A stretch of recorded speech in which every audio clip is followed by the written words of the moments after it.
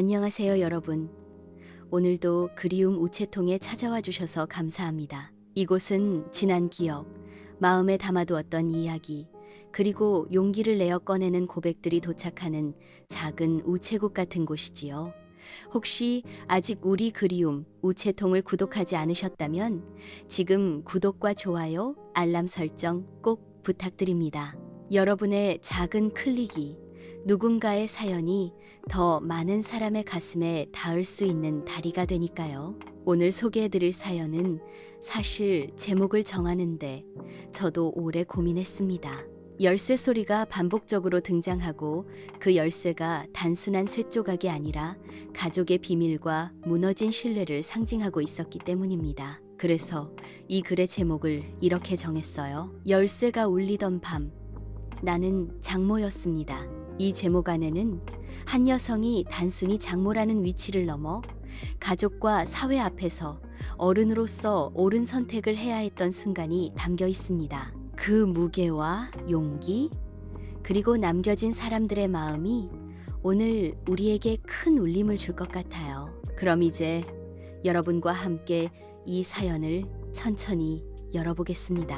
저는 서울 동북쪽 지은 지 오래된 아파트에 살고 있는 김선옥, 올해 59살입니다. 요즘 제 하루는 늘 비슷한 풍경으로 시작돼요. 새벽 5시면 잠이 덜 깬 몸을 일으켜 작은 부엌불을 켜고 된장국을 끓입니다. 파송송 두부 썰어 넣고 보글보글 끓이는 동안 저는 혼자 중얼거려요. 이걸로 오늘 아침은 든든하겠지. 국을 끓여두고 김치와 달걀 부침을 차려놓은 뒤 저는 서둘러 집을 나섭니다. 아직 동도 트지 않은 시간, 바람은 서늘하지만 제 발걸음은 늘 분주합니다.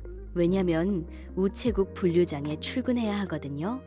하루 수천 통씩 밀려드는 우편물을 맞닥뜨리는 건 쉽지 않은 일이지만 늘 제자리를 지키고 있으면 이상하게 마음이 든든합니다. 일이 한창 손에 익어갈 무렵이면 저는 늘 잠깐 손을 멈추고 핸드폰을 꺼내듭니다.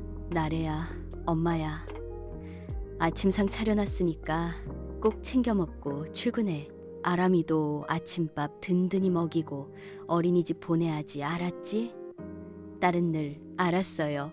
엄마 걱정 마세요. 하면서도 제가 또 전화를 할 줄 알고 있다는 듯 웃는 목소리를 들려줍니다. 그 웃음을 들으면 피곤도 잠시 잊히지요. 저는 사실 별난 취미가 없는 사람입니다. 친구들이 등산도 다니고 악기도 배우고 요즘은 스마트폰으로 게임도 한다는데 저는 그런 건 못해요. 제 유일한 취미라면 사람 걱정뿐입니다.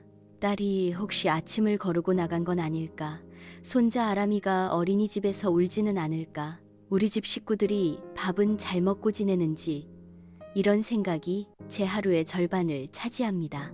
오늘은 그런 제가 제 인생에서 가장 길었던 몇 해를 여러분께 털어놓으려 합니다. 그 몇 해는 너무 무겁고 너무 낯설어서 때론 제가 살아온 인생이 맞는지조차 믿기 어려웠던 시간이었습니다. 하지만 이제는 제 마음속에서 오래 눌러온 돌덩이를 내려놓고 싶습니다. 그래서 용기를 내어 이렇게 그리움 우체통, 앞으로 제 이야기를 편지처럼 보내봅니다. 제 남편은 몇 해 전 지병으로 세상을 떠났습니다. 오랫동안 당뇨를 앓다가 합병증이 찾아왔고 병원과 집을 오가며 힘겹게 버티던 끝에 결국 제 곁을 떠났습니다. 병실에서 마지막 숨을 내쉴 때도 여보, 애들만 잘 부탁해 라는 말을 남기고 눈을 감았습니다. 그 말이 제 귓가에 아직도 남아 있습니다. 남편이 떠난 뒤 한동안 저는 살 힘을 잃었습니다. 오래된 아파트의 낡은 벽지 틈이 괜히 허전하고 밥을 지어도 숟가락을 들 사람이 없으니 입에 넣기가 싫었습니다. 하지만 그 무렵 딸 나래가 아이를 데리고 친정으로 들어왔습니다. 사위가 사업 실패로 집을 정리해야 하는 바람에 갈 곳이 없었거든요. 처음엔 내 집마저 시끌벅적해지는 게 두렵기도 했습니다. 그러나 곧 깨달았지요. 제 인생에서 가장 무거운 빈자리를 채워준 건 바로 손자 아람이라는 사실을요. 아람이는 이제 6살이지만 할머니 없이는 잠을 못 잡니다. 자기 방이 따로 있지만 매번 제 이불 속으로 파고 들어와요. 작은 손으로 제 손목을 꼭 잡고서는 거기 있는 검버섯들을 별처럼 세어가며 속삭입니다. 할머니, 여기는 북두칠성, 여기는 작은 곰자리. 그 목소리를 들을 때면 하루 종일 쌓인 피곤도 세상이 주는 풍파도 모두 멈추는 듯 했습니다. 가끔은 저도 아이의 장난을 받아주며 우리 아람이가 할머니 손목에서 별을 찾네? 그럼 할머니는 네 마음의 달이 되어줄게 하고 대답해 줍니다.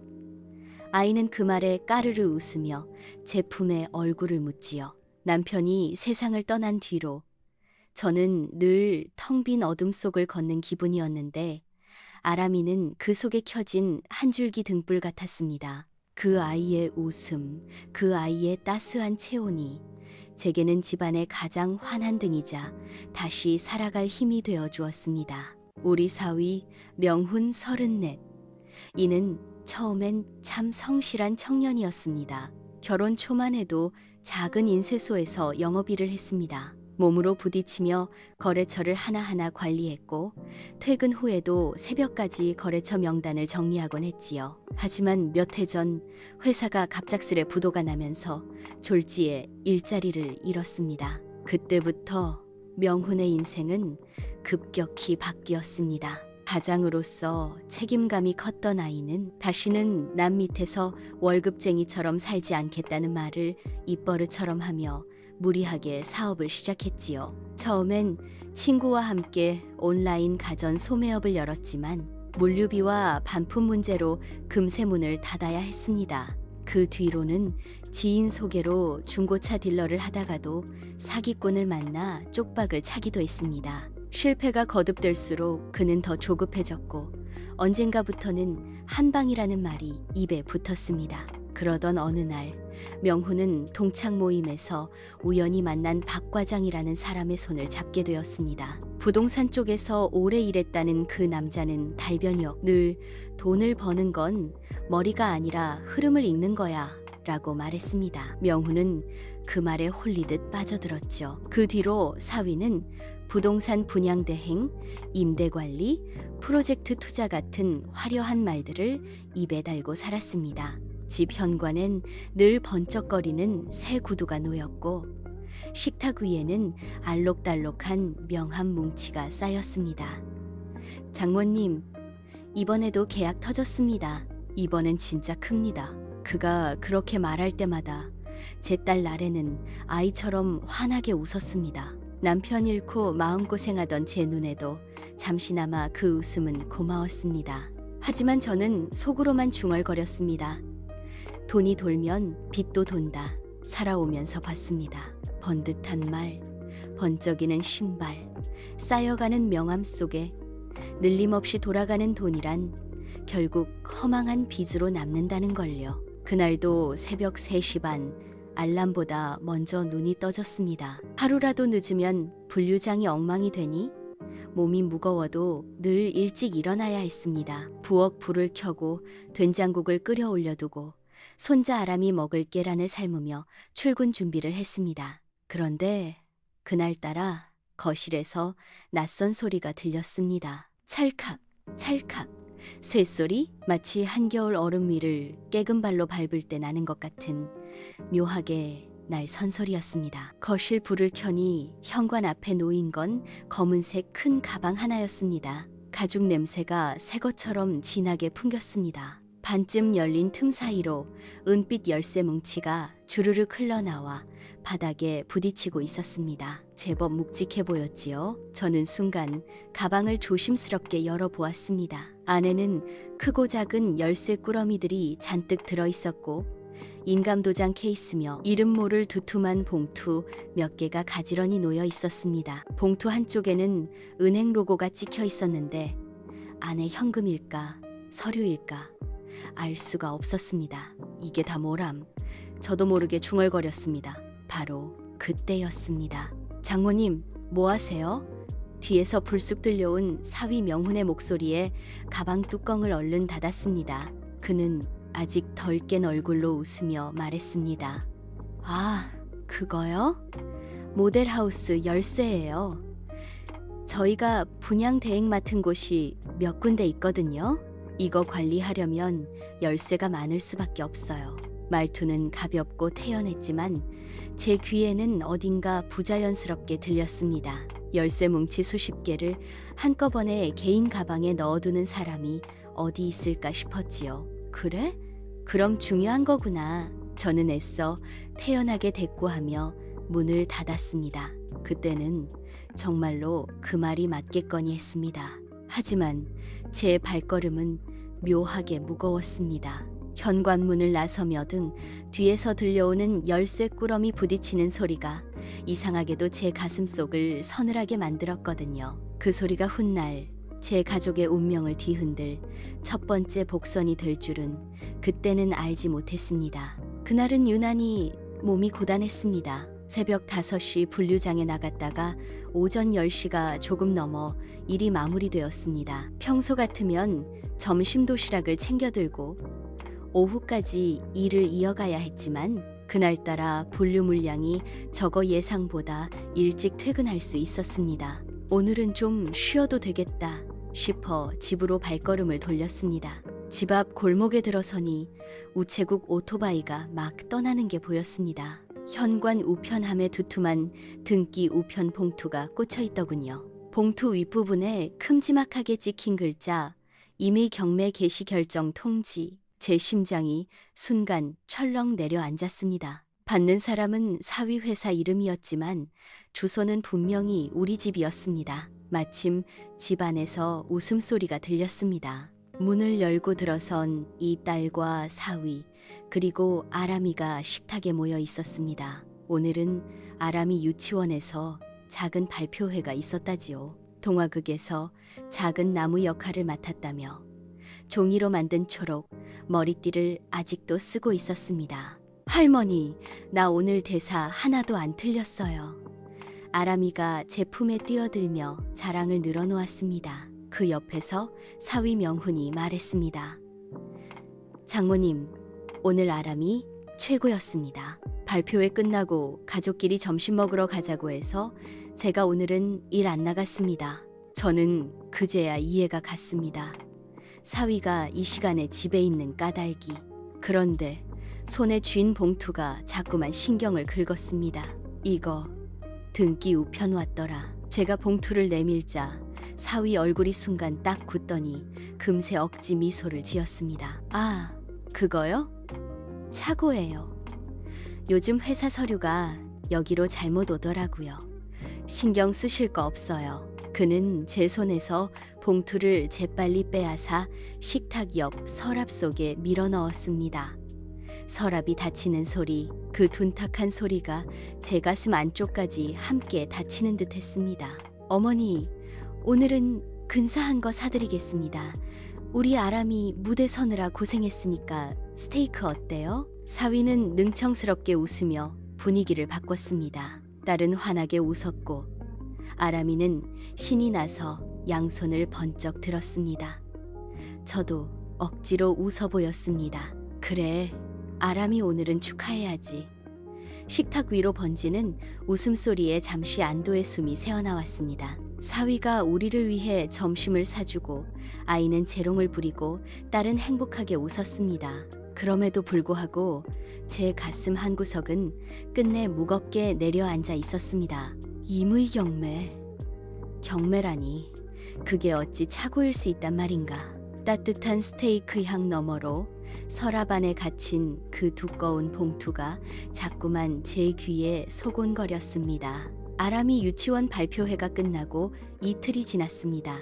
여전히 집안에는 그날의 웃음소리가 남아 있었습니다.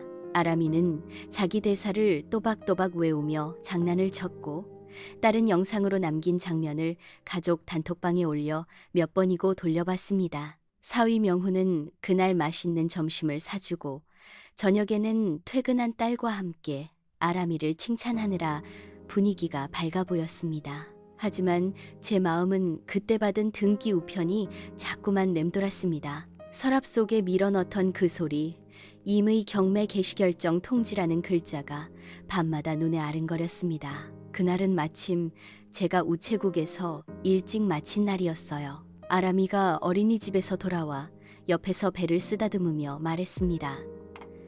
할머니, 나 떡볶이 먹고 싶어요. 유치원 친구들이랑 오늘 급식에 떡볶이 나왔다는데 나는 남은 거 조금만 먹었어. 그 말이 어찌나 짠하게 들리던지 저는 가방을 들고 아이 손을 잡았습니다. 그래, 우리 아람이 좋아하는 거 사줄까? 오늘은 특별히 치즈도 올려주마. 우리는 집 근처 오래된 분식집으로 향했습니다. 학교 앞이라 그런지 늘 아이들과 학부모들로 붐비는 곳이었죠. 좁은 가게 안엔 떡볶이, 튀김, 순대 냄새가 가득했습니다. 아람이가 포크로 떡볶이를 집어들며 신나게 먹고 있을 때 제 귀에 옆자리 젊은 부부의 대화가 들어왔습니다. 남자는 헬스칸 얼굴에 회사 점퍼 차림, 여자는 아이를 등에 업고 있었습니다. 여보, 오늘도 집주인 전화 안 받아? 아침에도 점심에도 계속 걸었는데 아예 꺼놨어. 그럼 중개사한테 다시 가보자니까. 우리 보증금이 얼만데? 갔지. 근데 그 중개사라는 사람도 딱 한마디야. 담당자가 바뀌어서 제가 확인 후 연락드리겠습니다. 그 말만 반복해. 여자는 울먹이며 속삭였습니다. 이제 둘째 출산날도 앞두고 있는데 보증금 못 돌려받으면 우리 어디 가서 살아. 대출도 막혔는데. 괜찮아. 내가 어떻게든 방법 찾아볼게. 근데 요즘 뉴스에도 전세 사기 많다는데 우리도 그거면 어떡하지? 저는 숟가락을 멈춘 채 귀가 저절로 기울었습니다. 남의 이야기엔 끼지 말자 다짐했지만 보증금이라는 단어가 제 심장을 세게 눌렀습니다. 아람이가 제 눈치를 보며 말했습니다. 할머니, 왜 그래요? 떡볶이 안 맛있어요? 저는 억지로 웃으며 아이 머리를 쓰다듬었습니다. 아니야, 맛있지. 우리 아람이 잘 먹네. 하지만 속으로는 자꾸만 그 젊은 부부의 한숨이 귓가에 맴돌았습니다. 보증금, 경매, 연락, 두절. 며칠 전 사위가 서랍에 숨긴 두꺼운 봉투와 겹쳐지며 알 수 없는 불길함이 제 속을 조용히 파고들고 있었습니다. 저녁 밥상을 차려놓고 아람이가 좋아하는 달걀말이를 식탁에 올려두었습니다. 딸 나래가 퇴근하자마자 현관문을 열고 들어왔습니다. 손에는 편의점 봉투가 들려 있었어요. 엄마, 오늘도 일찍 끝났어요? 이거 편의점에서 파는 새 김치래요. 회사 동료들이 맛있다고 하길래 사왔어요. 아이고, 너는 일하느라 고생했는데 뭘 또 사와? 집에 김치 넉넉한데? 저는 웃으며 받아두었지만 속으로는 딸의 손끝에 피곤이 묻어있는 걸 보았습니다. 식탁에 둘러앉아 밥을 먹다가 저는 조심스럽게 말을 꺼냈습니다. 근데 나래야, 며칠 전에 집으로 등기 우편이 왔더라. 아람 아빠 회사 앞으로 된 건데 법원에서 온 거라서 내가 놀랐지 뭐니. 나래는 젓가락을 잠시 멈추더니 고개를 저었습니다. 엄마, 그거 그냥 착오예요. 명훈 오빠가 그러던데 요즘 사업이 커지면서 이런저런 서류가 막 섞여 들어온대요. 괜히 엄마가 걱정하실까봐 오빠가 바로 치운 거예요. 저는 말을 잇고 싶었지만 딸의 얼굴에 선명하게 드러나는 확신이 걸림돌이었습니다. 그래도 다시 한번 용기를 내서 조심스럽게 물었습니다. 그래도 혹시 무슨 일 있는 거 아니냐? 엄마가 괜한 소리 하는 건 알지만 사업이라는 게 늘 순탄치만은 않잖니. 혹여 어려운 일 있으면 같이 의논하는 게 낫지 않을까 싶어서. 나래는 젓가락을 내려놓으며 단호하게 대답했습니다. 엄마, 명훈 오빠 믿으세요. 제가 옆에서 매일 보잖아요. 새벽까지 일하는데 엄마까지 의심하면 오빠가 얼마나 힘들겠어요. 엄마도 아시잖아요. 믿어주는 게 가족이고 그게 사랑이에요. 순간 제 가슴이 철렁 내려앉았습니다. 딸의 눈빛은 오롯이 남편만을 향해 있었습니다. 저는 그 눈빛 앞에서 더는 말을 잇지 못했습니다. 그래, 알았다. 괜한 걱정했구나. 엄마는 이제 잔소리 그만할게. 저는 억지로 미소를 지으며 국을 떠주었습니다. 대화는 그렇게 끝났지만 제 속은 더 무거워졌습니다. 둥글게 말끝을 깎아냈지만 손바닥엔 여전히 날카로운 자국이 남아 있었습니다. 딸의 믿음과 제 불안이 부딪히는 순간마다 가족의 평화를 위해 저는 늘 한 발 물러설 수밖에 없었습니다. 그날은 일요일 아침이었습니다. 아람이가 색연필을 꺼내 여기저기 그림을 그려놓은 탓에 저는 거실이며 방 구석구석을 정리하며 청소기를 돌리고 있었습니다. 작은 집이라 청소도 금방 끝나지만 이상하게 그날따라 마음이 분주했습니다. 서랍도 정리하고 아이 책상 밑까지 손이 갔지요. 책상 밑을 쓸다 보니 낯선 투명 파일 하나가 눈에 들어왔습니다. 얇은 먼지가 살짝 덮여 있었지만 종이의 모서리가 새 것처럼 반짝거렸습니다. 무심코 꺼내 펼쳐보니 임대차 계약서라고 쓰인 양식이었습니다. 그런데 이상했습니다.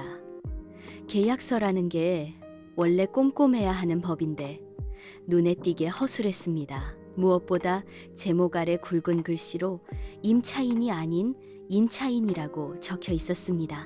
맞춤법조차 틀린 서류라니. 저는 순간 심장이 철렁 내려앉았습니다. 더욱 섬뜩했던 건 서명란이었습니다. 임대인, 임차인, 보증인, 모든 칸이 텅 비어 있었습니다. 잉크 한 방울 묻지 않은 백지 계약서가 가지런히 여러 장 들어 있었지요. 도저히 그냥 버려진 종이라 보이지 않았습니다. 그때였습니다. 방에서 나온 사위 명훈이 제 손에 든 파일을 보더니 눈빛이 순간 굳었습니다. 그러나 이내 억지 웃음을 지으며 말했습니다. 아, 장모님 그거요? 교육용이에요. 저희 신입 직원들 교육할 때 쓰는 샘플 계약서예요. 별거 아니에요. 저는 쉽게 납득되지 않았습니다. 그래서 파일을 다시 가볍게 흔들며 조심스레 물었습니다. 교육용이면 굳이 집에까지 가져올 필요가 있나? 회사에 두면 될 텐데. 제 말에 명훈은 잠깐 침묵했습니다. 그리고는 제 눈을 똑바로 보며 낮게 웃었습니다. 그 웃음이 어쩐지 서늘했습니다. 장모님, 이런 거 모르는 게 서로 좋아요. 그 한마디에 등줄기가 차갑게 식었습니다. 마치 선을 긋는 경고 같았습니다. 더 묻지 말라는 뜻이 분명했지요. 저는 무겁게 파일을 그의 손에 건네주었습니다. 그는 아무렇지 않다는 듯 그것을 받아 자기 방으로 들어갔습니다. 현관문이 닫히지도 않았는데 제 귀에는 여전히 그의 낮은 목소리가 울리고 있었습니다. 모르는 게 서로 좋아요. 그 말이 제 가슴 속에서 오래도록 메아리 쳤습니다. 그날은 월요일이었습니다. 분류장을 새벽부터 뛰어다니느라 허리가 욱신거렸습니다. 점심종이 울리자 직원 식당에서 김치찌개 냄새가 퍼져나왔지요. 저는 늘 하던 대로 자리에 도시락을 꺼내놓았습니다. 된장국에 달걀 프라이, 그리고 김치 한 조각. 집에서 새벽에 후다닥 챙겨온 익숙한 제 밥상이었죠. 그때 동료 언니가 커피 2잔을 들고 제 맞은편에 앉았습니다. 저보다 서너 살 많은 오래 같이 일한 언니였습니다. 선옥 씨, 요즘 뉴스 봤어? 깡통 전세 얘기. 언니는 종이컵을 제 앞으로 밀어주며 목소리를 낮췄습니다. 깡통 전세요? 그게 뭐예요? 저는 젓가락을 멈췄습니다. 집값보다 전세 보증금이 더 높게 잡힌 계약들 있잖아. 집주인, 중개인, 바지 명의까지 얽혀서 돌아간다더라. 나중에 보증금 못 돌려받고 세입자들만 망하는 거지. 언니는 고개를 절레절레 흔들며 말했습니다. 저는 순간 며칠 전 장면들이 머릿속을 스쳐 지나갔습니다. 거실에서 울리던 열쇠 꾸러미 소리, 현관 서랍에 처박힌 법원 등기 우편, 그리고 아이 책상 밑에서 발견한 백지 계약서. 언니는 제 표정 변화를 눈치챘는지 더 다가앉아 속삭였습니다. 뉴스에서 그러더라. 서류에 임차인 이름만 채우면 바로 계약서로 둔갑한데 그런 거 집에 두는 사람들은 보통. 언니는 말을 흐렸지만 그 뒷말은 굳이 듣지 않아도 알 것 같았습니다. 저는 젓가락을 놓고 국물만 떠서 입에 넣었습니다. 그런데 짠맛도 매운맛도 느껴지지 않았습니다. 밥알이 목에 걸리는 듯 숨이 막혔습니다. 그날 저는 처음으로 마음속 장부를 꺼냈습니다. 그리고 빨간 펜으로 굵직하게 3개의 점을 찍었습니다. 열쇠법원 우편 백지 서류, 그 점들이 제 안에서 서서히 하나의 선으로 이어지고 있었습니다. 우체국 점심시간에 들었던 언니의 말이 하루 종일 귓가에 남아 떠나질 않았습니다. 깡통 전세, 바지 명예, 보증금 못 돌려받는다. 빨간 펜으로 찍은 마음속 점 3개가 자꾸만 번져 커졌습니다. 퇴근길 버스 정류장에 서 있으니 어스름 저녁 바람이 옷깃을 스쳤습니다. 사람들은 분주히 집으로 향했지만 저는 가만히 서서 오늘 들은 말들을 천천히 곱씹고 있었습니다. 사위 명훈의 반짝이던 구두, 서랍에 감춰진 법원 우편, 아이 책상 밑에 백지 계약서. 설마 아니겠지. 우리 사위는, 우리 가족은. 스스로 다독이며도 제 안쪽에서 점점 커지는 불안은 멈추지 않았습니다. 버스에 올라 창가에 앉았습니다. 시내버스 라디오에서 저녁 뉴스가 흘러나왔습니다. 최근 전세 사기 피해가 급증하고 있습니다. 세입자들의 보증금을 가로채는 신종수법으로 임대인과 분양대행업자, 바지 명의까지 얽혀 조직적으로 움직인 정황이 포착됐습니다. 경찰은 다수의 열쇠와 위조 서류를 압수했다고 밝혔습니다. 순간 심장이 쿵 내려앉았습니다. 열쇠, 위조 서류, 오늘 하루 종일 제 머리를 맴도는 단어들이었습니다. 창밖 풍경이 흐릿하게 번져 어디가 집이고 어디가 길인지조차 알 수 없었습니다. 집에 도착해 현관문을 열자 신발장 위에 철제 바구니가 눈에 들어왔습니다. 아침에 나설 때보다도 분명 열쇠가 늘어 있었습니다. 302, 504, 반지하. 낡은 라벨 지위, 삐뚤빼뚤한 글씨가 선명히 보였습니다. 저는 괜스레 농담처럼 말했습니다. 모델하우스가 이렇게 많나 보네? 그러나 명훈은 대꾸도 없이 신발끈을 고쳐매며 짧게 웃었습니다. 웃음인지 허수음인지 모를 표정이었습니다. 그 순간 라디오에서 흘러나오던 다수의 열쇠 라는 멘트가 다시금 귀를 때렸습니다. 저는 신발장 앞에 굳은 채 바구니 위 열쇠들을 오래도록 바라봤습니다. 늘어나는 쇠붙이 소리 속에 제 불안도 하나둘 쌓여가고 있었. 토요일 아침 집안에는 느긋한 공기가 감돌았습니다. 평소 같으면 분주히 출근 준비를 하던 딸 나래와 사위 명훈은 모처럼 하루 시간을 내어 데이트를 다녀오겠다며 아람이를 제게 맡기고 나섰습니다. 엄마, 아람이 점심은 차려놓았어요. 집에 먹을 거 있으니까 굳이 밖에 나가지 마시고요. 아람이 좀만 봐주세요. 걱정 말고 다녀와. 할미가 있는데 뭘. 그렇게 현관문이 닫히자 집안은 잠시 고요해졌습니다. 아람이는 처음엔 TV 앞에 앉아 만화를 보더니 10분도 못 되어 금세 싱거워졌는지 저를 향해 투정을 부렸습니다. 할머니, 심심해. 숨바꼭질하자. 그래, 그럼 어디 숨을까? 우리 아람이가 할머니 금방 찾을 수 있겠어? 아이의 까르르 웃음소리가 집안을 울렸습니다. 아람이는 이내 아빠 방으로 들어가 이곳저곳을 뒤적이며 숨을 곳을 찾기 시작했습니다. 저는 멀찍이 서 아이의 뒤를 지켜보다가 순간 등골이 서늘해졌습니다. 아람이가 허리를 잔뜩 구부리며 침대 아래 수납장을 열고 있었던 겁니다. 여기 24. 아이가 외치며 수납장 안에 몸을 반쯤 밀어넣었습니다. 그런데 그 속에서 갈색 서류 박스가 모습을 드러냈습니다. 우와, 보물상자다. 아람이는 장난감이라도 발견한 듯 두 눈을 반짝이며 작은 손으로 서류들을 한 움큼 꺼냈습니다. 순간 아이 손에서 복사 도장 하나가 대굴 굴러 바닥으로 떨어졌습니다. 구석진 바닥 위에서 빛을 받으며 멈춘 그 도장엔 굵은 글씨로 새겨져 있었습니다. 주식회사, 법무팀. 저는 그 자리에 얼어붙었습니다. 법무팀, 도장, 복사본. 평범한 가정집에서 나올 물건이 아니었습니다. 할머니? 이거 진짜 도장 맞아? 우리 아빠 보물 상자인가 봐?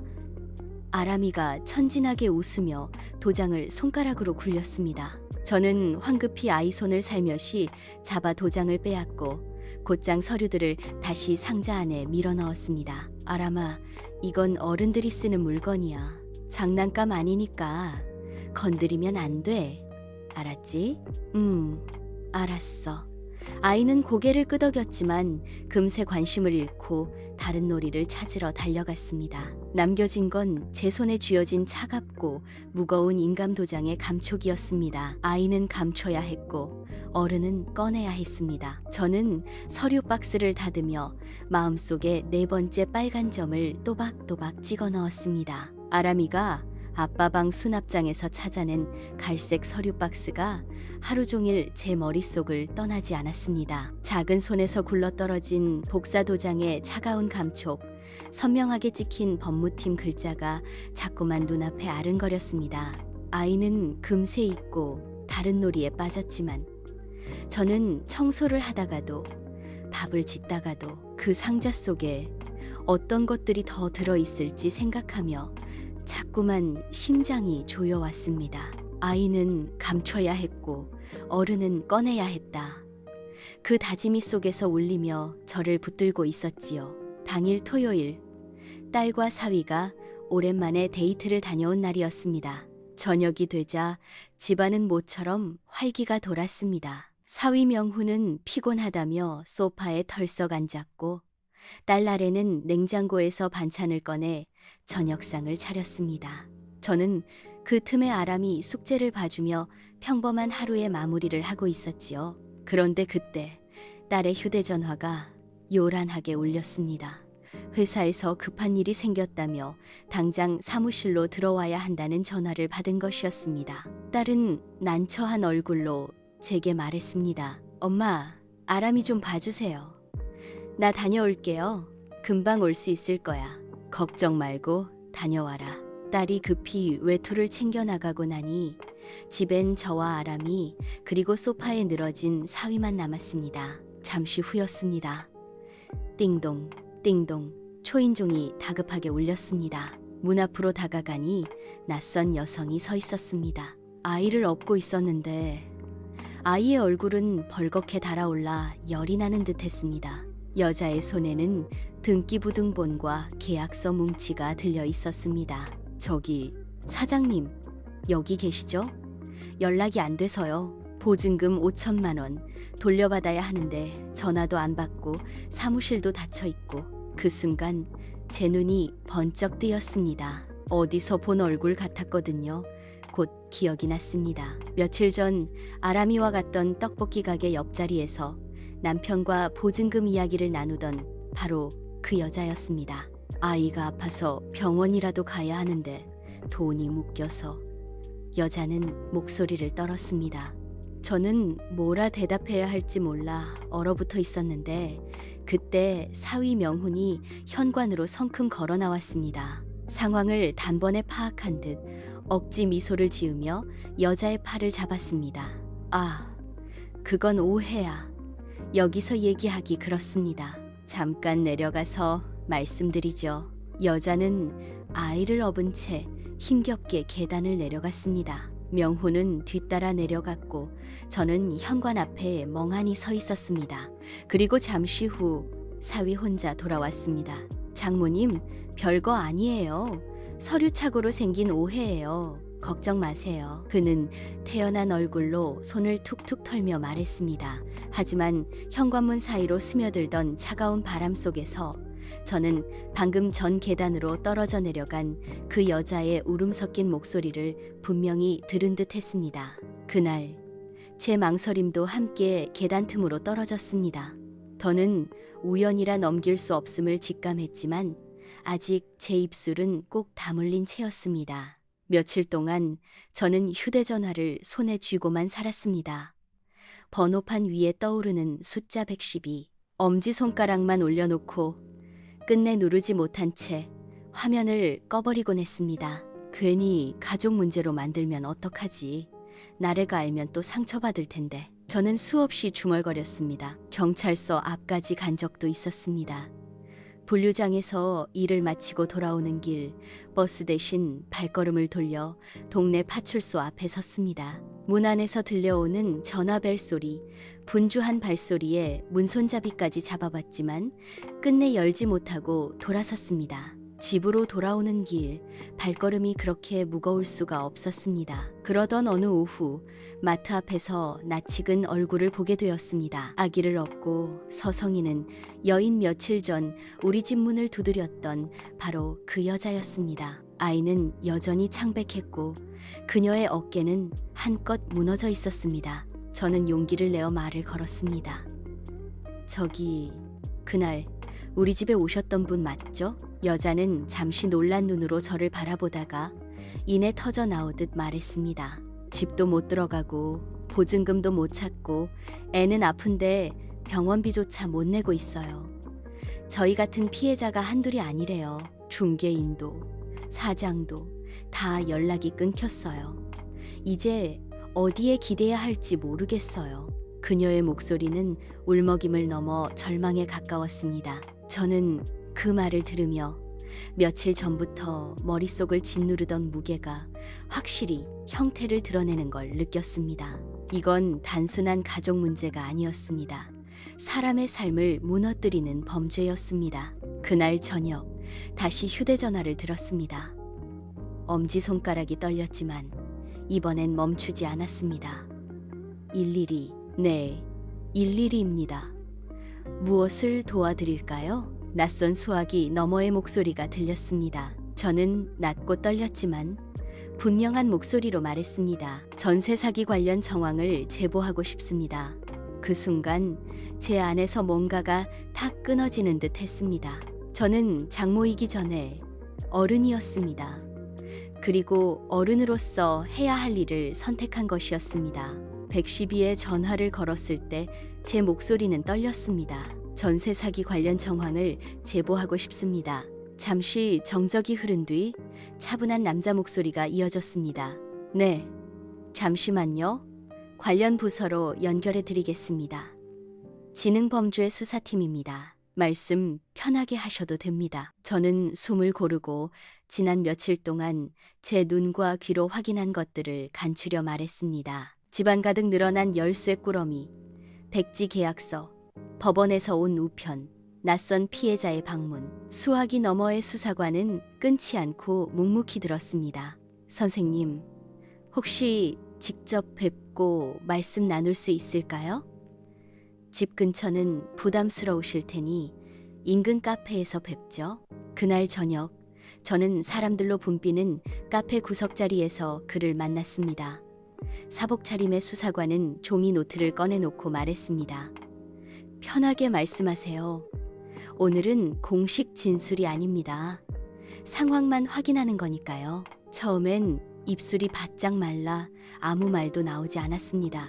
그러나 마음속에서 굳게 다짐했던 말이 떠올랐습니다. 나는 장모이기 전에 어른이다. 저는 천천히 입을 열었습니다. 며칠 전부터 집안에서 이상한 걸 많이 봤습니다. 현관에 쌓이는 열쇠들, 맞춤법조차 틀린 임대차 계약서, 법원에서 온 우편을 서랍 속에 숨기는 사위, 그리고 아이를 업은 채 찾아온 젊은 엄마, 보증금을 떼었다고 울더군요. 수사관은 말없이 고개를 끄덕이며 메모했습니다. 그리고는 조심스레 물었습니다. 혹시 증거가 될 만한 걸 직접 확보하신 게 있나요? 저는 주머니에서 낡은 폴더폰을 꺼냈습니다. 떨리는 손가락으로 앨범을 열어 몰래 찍어둔 사진들을 보여주었습니다. 흐릿했지만 거실 바구니 위에 가득한 열쇠 꾸러미, 아이 책상 밑에서 발견된 백지 계약서 파일, 그리고 법원 등기 우편 봉투가 찍혀 있었습니다. 사진이 조금 흔들렸어도 상관없습니다. 진실은 흔들리지 않거든요. 수사관의 짧은 말에 제 눈가가 뜨거워졌습니다. 그는 마지막으로 다짐하듯 말했습니다. 이제부터는 저희가 움직입니다. 다만 가족분이 관련돼 있으니 선생님 입장이 어려울 겁니다. 하지만 용기를 내주셔서 감사합니다. 피해자들에게 큰 도움이 될 겁니다. 그날 밤 집으로 돌아오는 길, 저는 여전히 무거웠습니다. 그러나 처음으로 제 마음속 장부에 굵은 직선 하나가 그어지는 듯 했습니다. 점과 점으로만 있던 의심들이 이제 하나의 사실이 되기 시작한 것이었습니다. 지능범죄 수사관을 만난 그날 밤 집으로 돌아왔지만 밥이 목으로 넘어가지 않았습니다.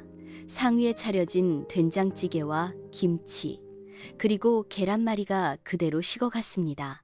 젓가락을 들었다 놓았다 하다 결국 저는 밥그릇에 손도 대지 못했습니다. 내가 제대로 한 걸까?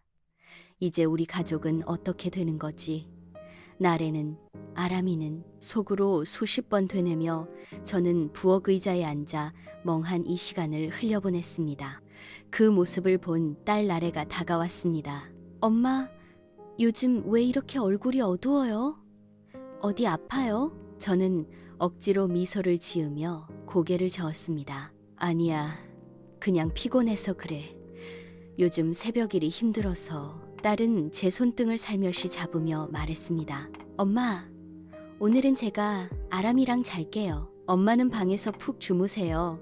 걱정은 내려놓고요. 알았죠? 저는 아무 말도 못한 채 고개만 끄덕였습니다. 방으로 들어가는 딸의 뒷모습과 그 뒤를 졸린 눈으로 따라가는 아람이의 모습이 눈에 선했습니다. 그 두 사람을 보자 더더욱 가슴이 저릿해졌습니다. 저 아이들을 위해서라도 내가 눈 돌리면 안 되지. 하지만 과연 내가 이 집을 지킬 수 있을까? 답답한 마음을 달래려 베란다 창문을 열었습니다. 밤바람이 서늘하게 스며들어와 잠시 숨통이 트였습니다. 그런데 그때 베란다 구석 벽장문이 살짝 벌어진 것이 눈에 들어왔습니다. 평소 잘 닫히던 문이었는데 어딘가 헐거워 보였습니다. 저는 천천히 다가가 문을 열었습니다. 안쪽에 먼지가 살짝 쌓인 작은 금고 하나가 놓여 있었습니다. 가슴이 쿵 내려앉았습니다. 비밀번호를 눌러보았습니다. 우선 사위 생일 띠띠띠띠 열리지 않았습니다. 다시 혹시나 하는 마음으로 딸이 태어나던 해를 눌렀습니다. 띠띠띠띠 철컥 금고가 열렸습니다. 안에는 빳빳한 현금 다발, 이름이 지워진 무기명 수표, 여러 장의 오피스텔 등기 서류가 가지런히 꽂혀 있었습니다. 그리고 가장 위에는 굵은 글씨로 쓰인 파일 하나, 임차인 리스트. 저는 떨리는 손으로 바인더를 펼쳤습니다. 페이지마다 빽빽하게 적힌 이름들, 그 옆에는 보증금 액수가 큼지막하게 쓰여 있었고 각 줄마다 붉은 체크 표시가 촘촘하게 남겨져 있었습니다. 순간 손끝이 얼어붙었습니다. 마치 제 몸이 그 금고 속에 갇혀버린 듯 숨이 막혀왔습니다. 밤 공기가 서늘했습니다. 저는 베란다 구석에 앉아 작은 스탠드를 켜고 금고에서 꺼낸 바인더를 무릎 위에 올려놓고 있었습니다. 페이지마다 빼곡히 적힌 이름들, 보증금 액수, 붉은 체크 표시 눈은 따라가는데 마음은 따라가기를 거부했습니다. 이게 사실이라면 우리 명훈이는 아니야, 아닐 거야. 하지만 이 많은 이름과 숫자는 뭘 말하는 거지? 손끝이 차갑게 굳어가고 있을 때 등 뒤에서 인기척이 느껴졌습니다. 엄마, 뭐 하세요? 돌아보니 딸 나래가 서 있었습니다. 방에 들어간 줄 알았는데 잠이 오지 않았는지 부스스한 얼굴이었습니다. 그녀의 시선이 제 무릎 위 바인더로 꽂혔습니다. 저는 깊은 숨을 내쉬며 바인더를 들어보였습니다. 나래야, 엄마가 이걸 봤어. 딸은 다가와 바인더를 받아들었습니다. 처음엔 무표정하게 페이지를 넘겼습니다. 이름 옆에 적힌 보증금 5천, 7천, 1억 같은 숫자와 체크 표시들이 이어지자 그녀의 눈동자가 흔들리기 시작했습니다. 그러나 끝까지 읽은 뒤 딸은 바인더를 조용히 덮었습니다. 엄마, 명훈 오빠가 그럴 리 없어. 목소리는 단호했지만 그 끝은 떨리고 있었습니다. 나래야, 이건 그냥 우연이 아니야. 엄마 눈앞에서 다 보고 들은 게 있어. 열쇠며 계약서며 법원에서 온 서류까지 이제는 숨길 수 없는 거야. 저는 다급히 말을 이어갔습니다. 딸은 고개를 저으며 바인더를 제게 다시 건넸습니다. 엄마, 오해야. 명훈 오빠는 우리 가족 위해서 얼마나 애쓰는데 엄마까지 이렇게 의심하면 그 사람 버티지 못해요. 그 순간 저는 깨달았습니다. 사람은 언제나 사랑하는 것부터 지키려 든다는 것을. 딸의 눈엔 여전히 남편의 그림자가 짙게 드리워져 있었습니다. 저는 더 이상 말을 이어가지 못했습니다. 그저 바인더를 다시 무릎 위에 올려놓고 베란다 불빛만 멍하니 바라봤습니다. 그날 밤 저는 딸의 침묵을 곁에서 끝까지 지켜봤습니다. 그 침묵 속엔 믿음과 두려움, 그리고 사랑과 부정이 뒤엉켜 있었습니다. 금고를 닫고 난 뒤 저는 한참을 베란다에 앉아 있었습니다. 바인더 속 빽빽한 이름들, 현금 다발, 무기명 수표가 자꾸만 눈앞에 어른거렸습니다. 이걸 경찰에게 말해야 할까? 아니면 덮어둬야 할까? 딸은 날 원망할 텐데. 하지만 이대로 두면 더 많은 사람들이 무너질 거야. 갈등 끝에 저는 다시 폴더폰을 꺼내 들었습니다. 떨리는 손으로 금고 안에 바인더와 현금, 등기 서류를 한 장 한 장 찍었습니다. 사진이 흔들려 글씨가 뭉개지기도 했지만 숫자와 이름, 붉은 체크 표시만은 선명히 남았습니다. 그날 밤 저는 결국 지능범죄수사팀 수사관에게 전화를 걸었습니다. 저예요. 지난번에 말씀드린 사람 제가 더 확인했는데 집 안금고에서 현금과 수표 그리고 임차인 리스트라 적힌 바인더가 나왔습니다. 서두도 없이 심호흡도 하지 않고 있는 그대로를 토해냈습니다. 수사관은 차분하게 말했습니다. 잘하셨습니다. 혹시 가능하시다면 사진을 보내주실 수 있을까요? 정식 절차로 압수수색 영장을 청구하려면 물증이 필요합니다. 저는 방금 찍은 사진들을 모두 전송했습니다. 메시지를 보내고 난 뒤 손끝이 저릿하게 떨렸습니다. 이제는 돌이킬 수 없다. 그리고 닷새 뒤 아침 7시 초인종 소리 대신 굵직한 노크 소리가 집안을 울렸습니다. 경찰입니다. 문 열어주세요. 딸과 아람이는 아직 이불 속에서 자고 있었습니다. 놀라 깬 아람이는 울음을 터뜨리며 엄마 하고 달려와 딸 품에 안겼습니다. 아이의 작은 어깨가 사시나무처럼 떨렸습니다. 현관문이 열리자 수사관들이 곧장 거실로 들어와 집안을 샅샅이 살폈습니다. 베란다 벽장에서 금고, 아빠방 아래에서 갈색 서류 박스, 신발장 위에 열쇠 꾸러미가 차례로 증거 봉투에 담겼습니다. 봉인 테이프가 붙는 소리마다 제 심장은 쿵쿵 울렸습니다. 사위 명훈은 소파에 앉아 휴대폰을 움켜쥔 채 창백한 얼굴이었습니다. 갑자기 벌떡 일어나 베란다 창가로 몸을 기울였을 때 수사관 한 명이 빠르게 손목을 붙잡았습니다. 박명훈 씨, 특경법상 사기 및 업무상 횡령 혐의로 체포합니다. 순간 집안은 얼어붙은 듯 고요해졌습니다. 아람이는 딸의 품에 얼굴을 묻고 훌쩍이며 몸을 웅크렸습니다. 딸은 충격으로 굳은 얼굴로 아이를 안고 저는 그 옆에서 숨조차 크게 내쉬지 못했습니다. 경찰들이 사위를 데리고 나간 뒤 집안은 숨조차 꺼진 듯 고요했습니다. 거실 바닥엔 수사관들이 남기고 간 발자국과 봉인 테이프 조각이 어지럽게 흩어져 있었습니다. 초인종 대신 들려오던 경찰입니다.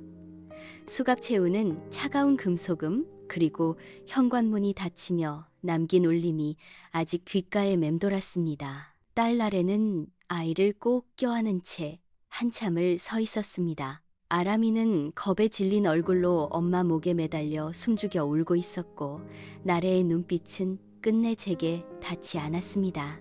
마치 제 존재 자체가 불편한 그림자라도 되는 듯 고개를 옆으로 돌린 채였습니다. 그러다 낮게, 그러나 분명히 속삭였습니다. 엄마가 우리 집을 망가뜨렸어. 그 말은 속삭임이었지만 제 등 뒤를 세게 떠미는 칼날 같은 힘을 가졌습니다.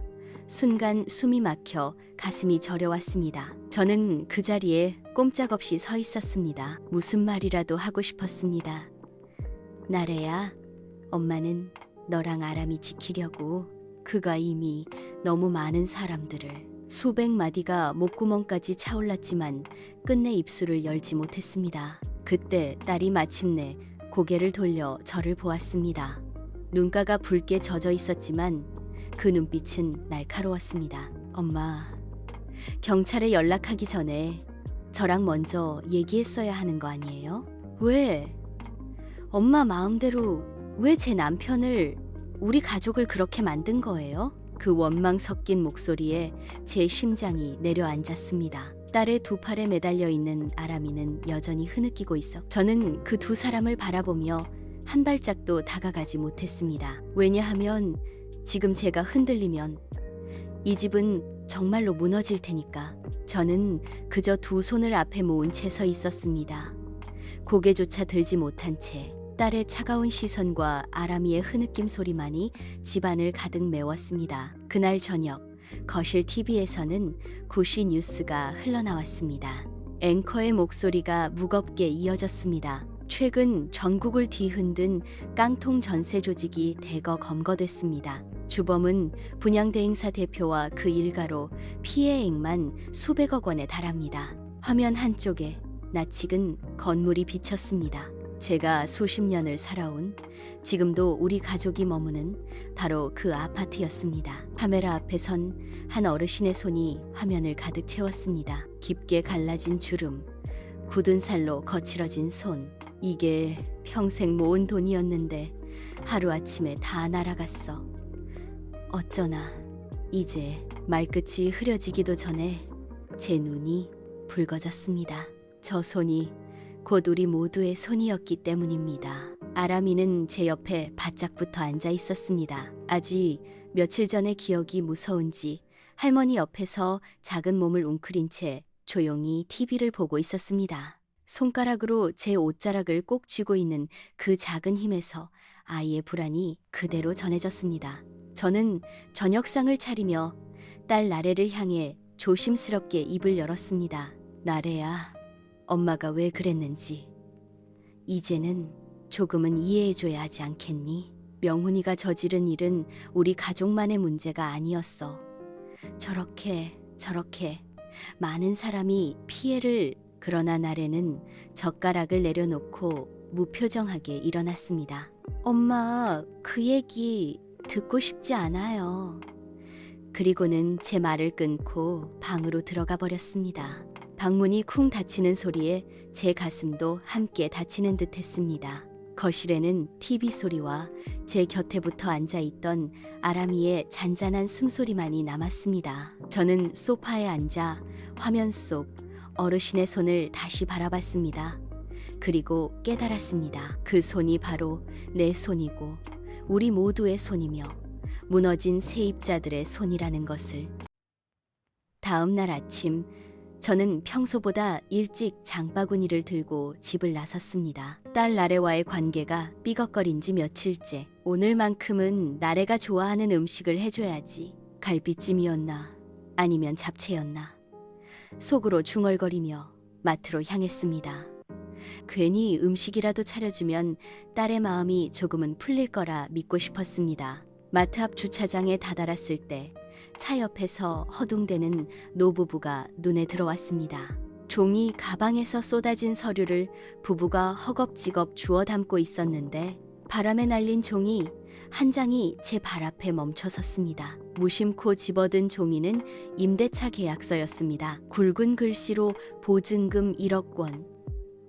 그런데 계약서 하단에 전입일자와 확정일자라는 텅 비어 있었습니다. 순간 심장이 철렁 내려앉았습니다. 저는 떨리는 목소리로 물었습니다.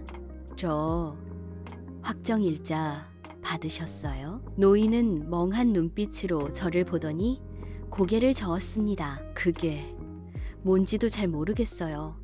중개인이 다 해준다 해서 그냥 믿고 도장만 찍었지요. 요즘 연락도 잘 안 되고 그 말에 저는 더 이상 발길을 옮길 수가 없었습니다. 나 몰라라 할 수도 있지. 하지만 그럴 수는 없어. 저랑 같이 가시겠어요? 동사무소에 가면 확인해 주실 거예요. 확정일자라도 받아두셔야 합니다. 노부부는 잠시 머뭇거리다 제 손을 잡듯 고개를 끄덕였습니다. 우리는 함께 동사무소로 향했습니다. 줄을 서는 동안 노부부는 낮게 속삭였습니다. 평생 모은 돈인데 혹시 잘못되면 우린 길바닥 나앉아요. 자식들 눈치 보여 도움도 못 청하고 그들의 손은 주름투성이에 떨림이 가득했습니다. 그 순간 어제 뉴스 속 갈라진 손이 겹쳐 보였습니다. 차례가 되자 직원이 계약서를 꼼꼼히 살폈습니다. 전입신고는 돼 있는데 확정일자는 안 받으셨네요.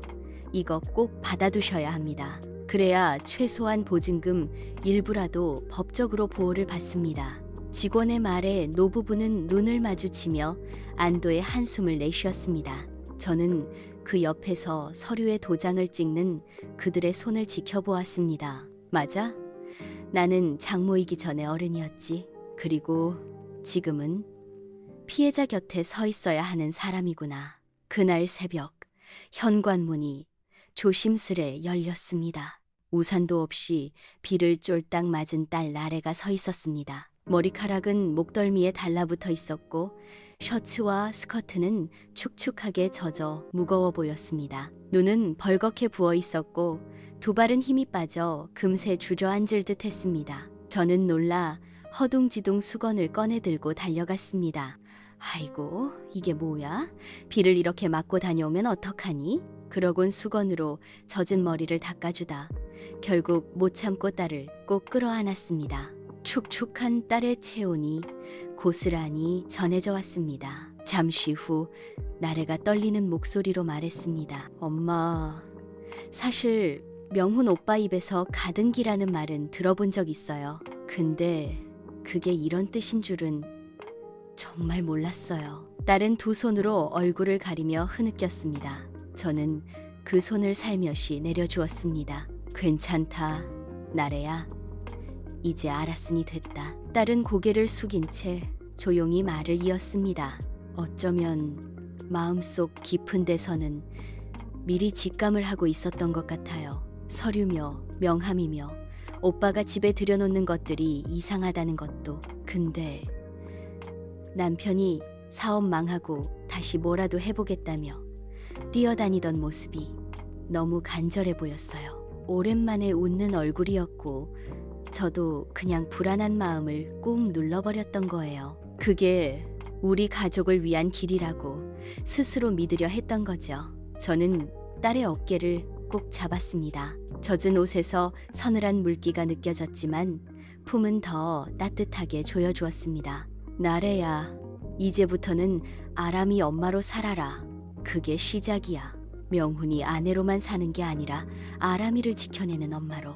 딸은 제 품에서 어린아이처럼 울었습니다. 비에 젖어 무거워진 새벽 공기 속에서 모녀의 숨소리와 흐느낌만이 조용히 이어졌습니다. 며칠 뒤 검찰에서 연락이 왔습니다. 피해 정황과 관련해 참고인 조사를 부탁드립니다. 직접 나와주셔야 합니다. 차가운 목소리였지만 그 말은 저에게 한 번 더 결심을 다지게 했습니다. 조사 당일 저는 아침 일찍 딸과 함께 검찰청으로 향했습니다. 복도는 분주했고 문마다 부검사실이라는 명패가 붙어 있었습니다. 긴장으로 손끝이 식어갔습니다. 그때였습니다. 양복 차림의 중년 남성이 다가와 제 앞을 가로막았습니다. 사위 명훈의 변호사라 소개한 그는 낮은 목소리로 속삭였습니다. 장모님, 괜히 가족 일 크게 만들지 마세요.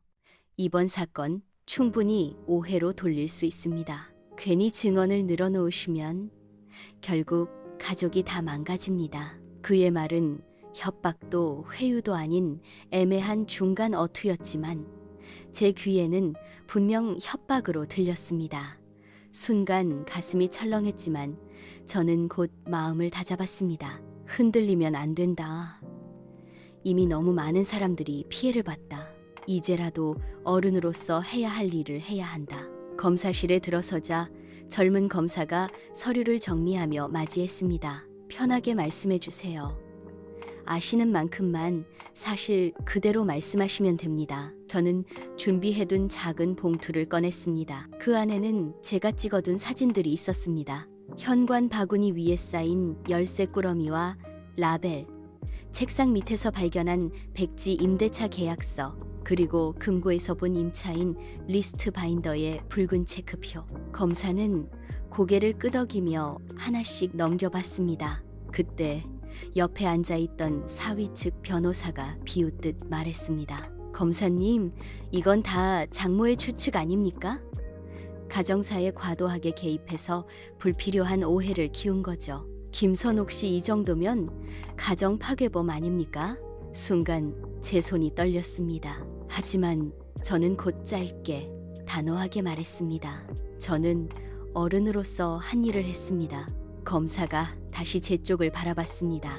그러면 그동안 직접 목격하신 걸 차례대로 말씀해 주시겠어요? 저는 숨을 고르며 처음 본 열쇠 꾸러미의 쨍그랑 소리에서부터 법원에서 온 우편, 백지 계약서, 계단 아래로 사라진 피해 여성, 그리고 금고 속 바인더까지 빠짐없이 설명했습니다. 장문이 아니라 짧고 분명한 문장으로 사실을 꾸미지도 빼지도 않았습니다. 검사는 꼼꼼히 메모를 이어갔고 변호사의 억지는 점점 설 자리를 잃어갔습니다. 진술을 마친 뒤 복도에 나서면서 저는 스스로에게 다짐했습니다.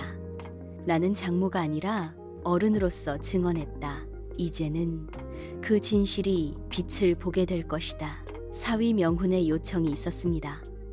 한 번만 와달라. 딸 나래는 며칠을 망설이다 결국 구치소 접견실로 향했습니다. 아람이를 어린이집에 맡겨두고 무거운 발걸음으로 철문을 지나 유리벽 앞에 앉았습니다. 잠시 뒤 수의를 입은 명훈이 나타났습니다.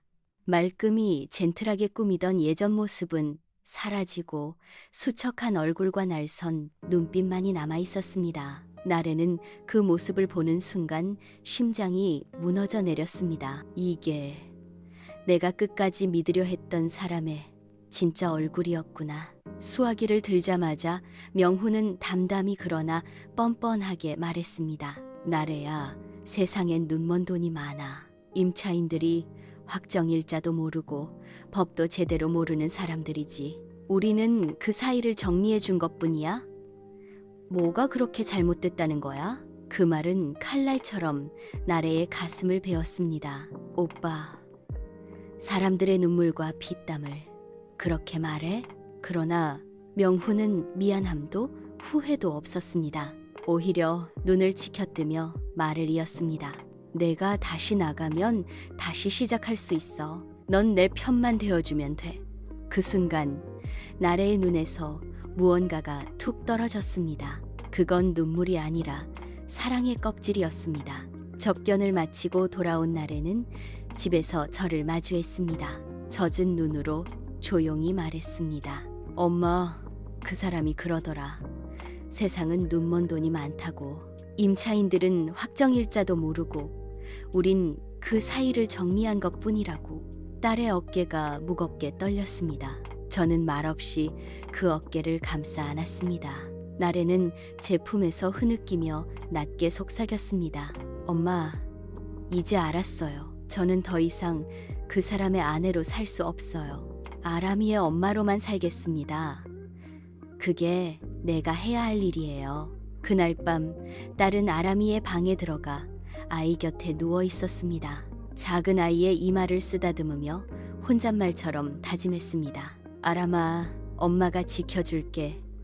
이제는 정말 엄마가 널 지켜낼 거야. 며칠 뒤 법원에서 첫 공판이 열렸습니다. 명훈은 변호사와 함께 여전히 억지를 부렸지만 이미 판결의 방향은 기울어 있었습니다. 피해자들의 눈물과 증언, 산더미 같은 증거가 법정안을 채웠습니다. 그리고 그 직후 나래는 변호사 사무실을 찾아갔습니다. 저 이혼 소송 접수하러 왔습니다. 서류에 도장을 찍는 순간 그녀의 손은 떨렸지만 단단했습니다. 사랑의 껍질이 벗겨진 자리에 이제는 한 아이를 지키려는 엄마의 의지가 굳게 자리 잡고 있었습니다. 법정 안은 무거운 공기로 가득했습니다. 재판부 앞에 선 검사는 마지막 구형 의견을 읽어내려갔습니다. 피고인 박명훈은 분양 대행사와 임대차 계약을 위장해 300여 명의 피해자를 양산했습니다. 피해액은 수십억 원에 달하며 피해자 중 상당수는 전 재산을 잃고 파탄에 이르렀습니다. 피고인은 범행 전반을 기획하고 실행한 주범으로서 엄중한 처벌이 불가피합니다.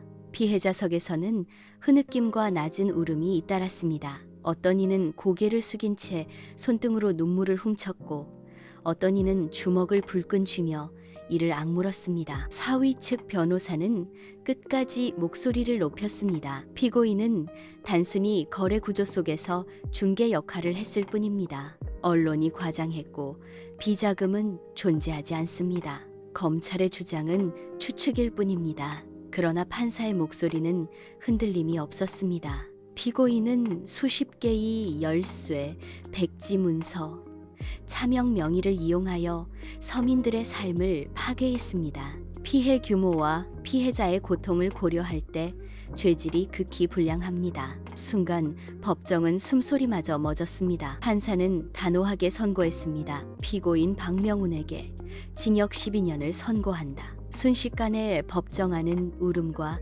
한숨으로 뒤섞였습니다. 내 돈, 내 집은 이제 어떻게?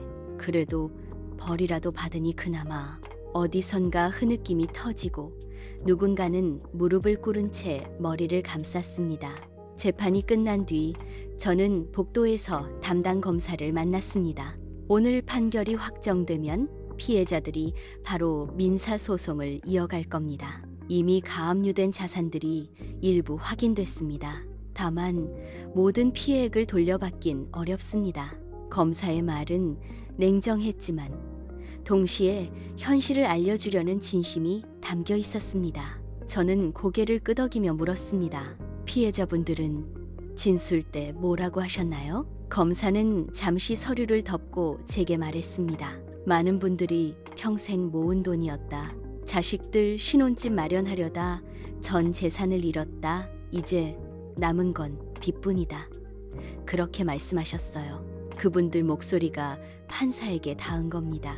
그 말을 들으며 제 눈가가 뜨거워졌습니다. 뉴스 속 화면이나 종이 위 숫자가 아니라 바로 제 옆에서 마주친 손들, 그 얼굴들이 떠올랐습니다. 그래, 내가 어른으로서 증언했던 건 이분들을 위한 거였지.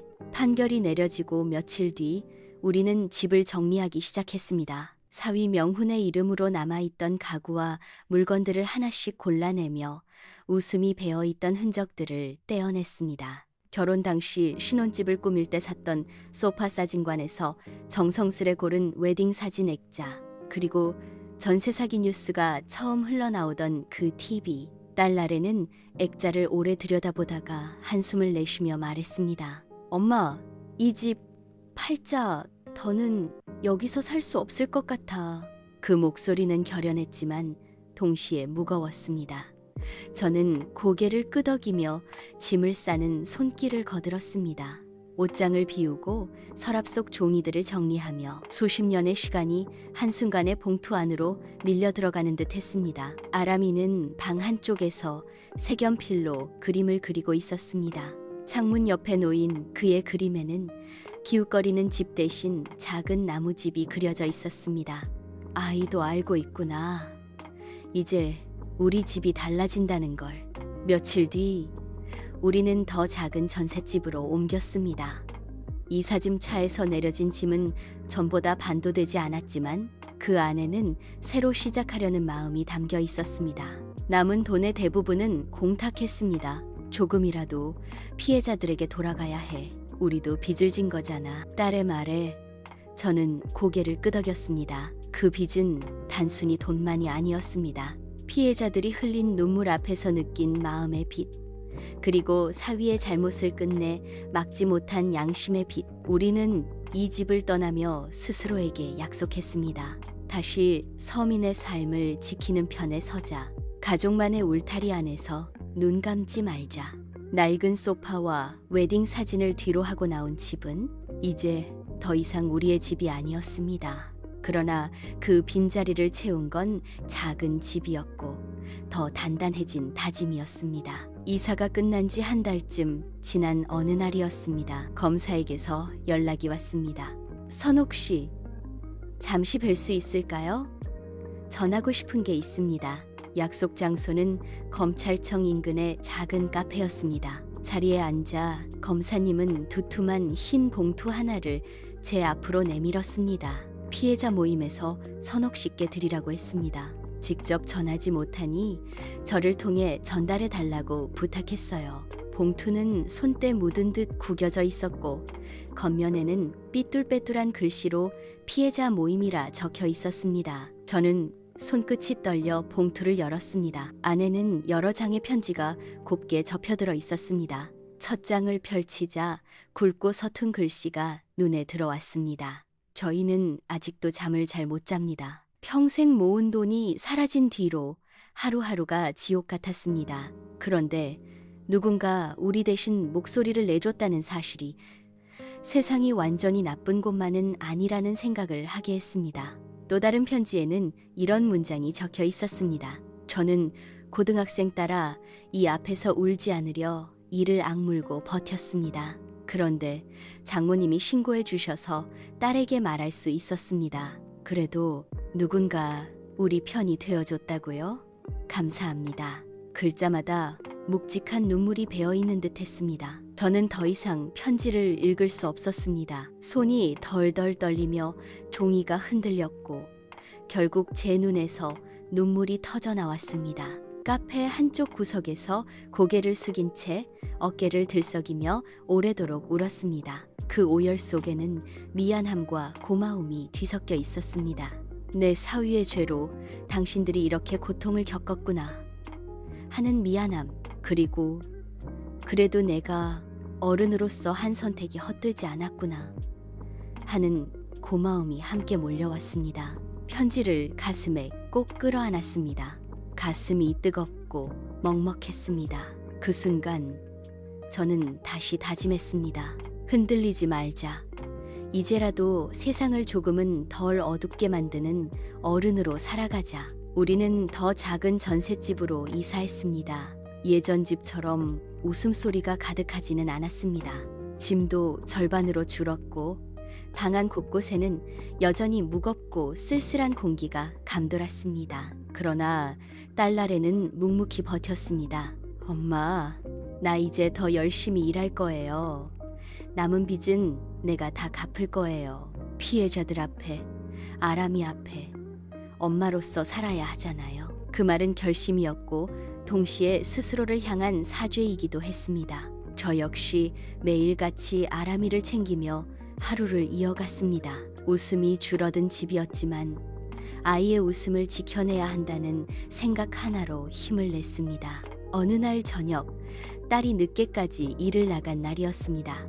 작은 밥상 위에 된장국과 김치, 계란 부침을 올려놓고 저는 아람이와 마주 앉았습니다. 아람아, 밥 많이 먹어. 그래야 튼튼해져. 할머니. 아이는 아직 해맑게 대답했지만 숟가락을 몇 번 뜯어 말고 제 눈을 바라보았습니다. 할머니, 아빠는 어디 갔어? 그 순간 숨이 막히는 듯 가슴이 조여왔습니다. 이 질문이 언젠가 나올 거라 알고 있었지만 막상 들은 이 심장이 쿵 내려앉았습니다. 저는 잠시 눈을 감았다 뜨고 오래 준비해온 말을 조심스럽게 꺼냈습니다. 아람아, 사람은 가끔 큰 잘못을 할 때가 있어. 그러면 오래 생각하는 곳에 가서 다시는 그러지 않겠다고 배우고 오는 거야. 네 아빠도 지금 그곳에 있는 거야. 아람이는 가만히 고개를 끄덕였습니다. 저는 아이의 작은 손을 꼭 잡으며 덧붙였습니다. 아람이는 아빠를 닮았지만 잘못은 닮지 않아도 돼. 할머니랑 엄마는 네가 좋은 것만 담길 바래. 아이의 눈이 반짝이며 작게 대답했습니다. 알겠어. 나 잘할게. 그 순간 제 눈시울이 뜨거워졌습니다. 어른들은 흔들리고 무너지지만 아이들은 묵묵히 받아들이며 더 강해지는 존재라는 것을 그 작은 고갯짓 하나에서 알 수 있었습니다. 밥상이 된장국의 김이 가만히 피어올랐습니다. 비록 예전처럼 웃음꽃이 활짝 피어나진 않았지만 그날 저녁만큼은 아이의 말 한마디가 집안을 따뜻하게 밝혔습니다. 우리는 그날 이후 하루를 버티는 방식이 달라졌습니다. 웃음을 잃은 집을 다시 일으켜 세우는 힘은 거창한 말이 아니라 두 손으로 하는 노동이었습니다. 딸나래는 낮에는 돌봄 보조로 어르신들 곁을 지킵니다. 나래씨, 손 좀 잡아줘. 몸이 불편한 할머니의 말은 손을 붙잡고 편마비로 말을 잇지 못하는 할아버지의 미움을 숟가락으로 천천히 떠먹여드립니다. 처음엔 손이 떨려 엎지르기 일쑤였지만 이제는 고개 각도만 봐도 어디가 불편한지 알 정도가 되었습니다. 근무가 끝나면 짧은 메모를 남깁니다. 허리 통증 호소, 온찜질 10분 표정 완화. 그 작은 기록 하나가 어르신의 하루를 지탱합니다. 저녁이면 나래는 집으로 달려와 아람이를 챙깁니다. 숙제를 보고 밥을 차리고 아이를 재우고 나면 다시 밤 십시 편의점 야간 근무에 나섭니다. 삑삑삑 새벽 내내 울리는 바코드 소리에 눈꺼풀은 천근만근이지만 손바닥 굳은 살이 스스로를 깨웁니다. 조금만 더, 한 숟갈만 더. 그렇게 버티다 보면 새벽 3시 아르바이트 동생이 언니, 제가 카운터 볼게요 하며 자리를 바꿔줍니다. 그제야 딸은 잠깐 의자에 몸을 기대지만 다시금 이를 악물고 새벽을 넘깁니다. 저는 새벽 4시 우체국 분류장으로 나갑니다. 컨베이어 벨트 위로 쏟아지는 우편물을 주소별로 나누고 허리 힘으로 상자를 밀어냅니다. 손바닥은 갈라지고 허리는 쑤시지만 교대종이 울릴 때까지 멈추지 않습니다. 교대가 끝나면 김밥 한 줄을 입에 물고 집으로 향합니다. 빨래를 돌리고 손에 연고를 바르고 오후엔 다시 나섭니다. 저녁에는 김장 도우미로 불려갑니다. 소금에 절인 배추를 씻고 물기를 빼고 양념을 버무립니다. 고춧가루가 손등 상처에 스며들어 화끈거리지만 장갑 속에 바셀린을 덧바르고 버팁니다. 이모, 손맛이 살아있네. 주인 아주머니가 건네는 말에 나도 따라 웃습니다. 퇴근길에 배추 속을 봉지째 챙겨주며 손자랑 드세요. 고생 많지. 그 한마디가 발바닥의 통증을 반쯤은 씻어냅니다. 가을바람이 차가워지던 어느 날 우편함에 낯선 봉투 하나가 꽂혀 있었습니다. 봉투 겉면에는 발신자 이름 없이 단지 사서한 번호만 적혀 있었습니다. 펼쳐본 순간 한눈에 글씨체를 알아보았습니다. 명훈이었습니다. 장모님께 어떤 말로도 용서받기 어렵다는 걸 압니다. 죄송하다는 말밖에 못합니다. 하루에도 몇 번씩 나래 얼굴, 아람이 웃음소리가 떠올라 견딜 수가 없습니다. 가능하다면 사진 한 장만 보내주실 수 있을까요? 나래와 아람이 잘 지내는 모습이라도 보고 싶습니다. 편지의 글씨는 삐뚤빼뚤했고 군데군데 잉크가 번져 있었습니다. 마치 손끝의 떨림이 종이 위에 고스란히 남아있는 듯 했습니다. 읽는 제 손도 무겁게 떨렸습니다. 저는 편지를 들고 방에 들어가 딸에게 건넸습니다. 나래는 아무 말도 하지 않고 편지를 받아 읽었습니다. 글을 끝까지 읽은 뒤 창밖으로 길게 시선을 던졌습니다. 노랗게 물든 은행잎이 바람에 흩날리며 땅으로 내려앉고 있었습니다. 잠시 후 딸은 조용히 프린터를 켰습니다. 아이 아람이가 놀이터에서 그네를 타며 활짝 웃는 사진 한 장이 출력되었습니다. 그 미소는 세상 무엇보다 맑고 환했습니다. 딸은 그 사진 뒷면에 펜을 들어 짧게 적었습니다. 우리는 잘 지냅니다. 이 웃음을 다시는 빼앗지 마세요. 사진을 봉투에 넣는 딸의 손끝은 떨림 대신 단단했습니다. 저는 그 모습을 바라보며 알았습니다. 사랑이 부서진 자리에 이제는 엄마로서의 의지와 책임만이 남았다는 것을. 어느 날 저녁 아람이가 학교에서 작은 나무 열쇠고리를 들고 왔습니다. 할머니, 이거 미술 시간에 만든 거야. 할머니 집 열쇠에 꼭 달아. 나무를 깎아 색칠한 투박한 열쇠고리였습니다. 매끄럽지 못해 군데군데 칠이 번졌지만 아이의 손길이 고스란히 묻어 있었습니다. 저는 웃으며 제 집 열쇠에 그것을 달았습니다. 열쇠가 서로 부딪히며 내는 쇠소리는 예전과 다르지 않았습니다. 그러나 그 뜻만큼은 완전히 달라져 있었습니다. 예전의 열쇠는 사위가 사람들의 집문을 열고 삶을 무너뜨리던 거짓의 도구였습니다. 하지만 지금 제 손에 달린 열쇠는 우리가 힘겹게 지켜내야 할 소박한 집의 문을 닫고 여는 진실의 도구가 되었습니다. 아람이는 제 옆에서 자랑스럽게 웃었습니다. 할머니, 이제 우리 집은 튼튼해. 내가 지켜줄게. 저는 그 말에 눈시울이 뜨거워졌습니다. 아이는 정말 어른보다 강했습니다. DJ님, 이 사연을 듣고 계신 누군가가 혹시 의심과 사랑 사이에서 흔들리고 있다면 제 열쇠 소리를 기억해 주십시오. 옳은 선택은 외롭고 때로는 가족의 원망을 사는 길일 수도 있습니다. 하지만 길게 보면 그 길이 우리를 살립니다. 저는 이제야 알았습니다. 쇠소리 하나에도 거짓과 진실, 파괴와 지킴이 함께 숨어 있다는 것을. 여기는 김선옥. 저희 집 문은 오늘도 무사히 잠겼습니다. 여러분, 오늘 김선옥님의 사연 숨죽여 들으신 분들 많으실 겁니다.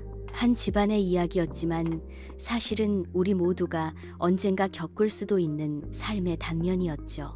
옳은 선택은 외롭지만 길게 보면 우리를 살린다.